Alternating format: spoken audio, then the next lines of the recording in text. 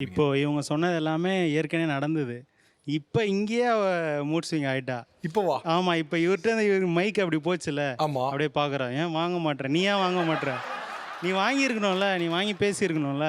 என்ன வாங்காம என்ன எதுக்கு வந்த? அப்படின்ற மாரி கண்ணுலயே இப்ப எனக்கு தெரியுது. ரூமுக்குள்ள இப்ப இப்ப கோவமா இருந்தாங்க, மூட் ஸ்விங்ல இருக்காங்கன்னு வச்சுக்கோங்களேன்.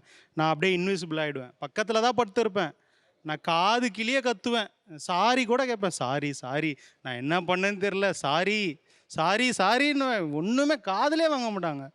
ஆனா எனக்கு கடைசி வரைக்கும் எதுக்காக இவங்க கோவமா இருக்காங்க? அத கண்டுபிடிக்க முடியாது. நான் என்ன பண்ணேன்? நான் யோசிச்சு யோசிச்சு நைட் எல்லாம் தூங்காம இருப்பேன். இல்ல சார். இப்போ பெர்மிஷன் வந்து கேட்பாங்க வெளிய போறதுக்கு ஃப்ரெண்ட்ஸ் கூட.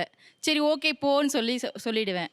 அதுக்கப்புறம் கொஞ்ச நேரம் கழிச்சு யோசிப்பேன். இவன் மட்டும் வெளிய போய் ஜாலியா இருக்கானே! இவன் இப்படி இருக்கக்கூடாதுன்னு சொல்லிட்டு உடனே கால் பண்ணி, இப்ப வீட்டுக்கு வரியா இல்லையான்னு சொல்லிட்டு இல்ல சண்டை போடுவேன். ஜாலியா இருக்கிறதுன்னா என்னது சொல்லுவாங்க?